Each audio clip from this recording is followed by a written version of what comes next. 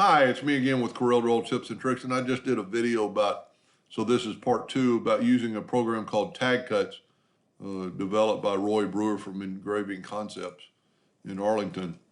But if you didn't want to download it and you just want to do something like this real quick, what the advantage of TagCuts is these are individual lines.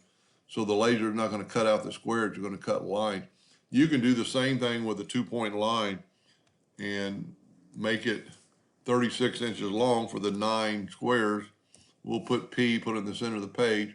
I'm going to set my nudge factor on 4, and then I'll just raise that up a little bit to the top of the page. I'll Control D and make that many lines. Then I did 5 the other way, so it's 20 inches. Just take a 2-point line and go from that node to that node.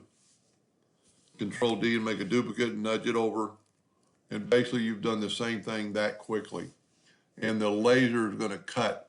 So if you didn't watch part 1, you need to watch it, how you can put that letter in the center.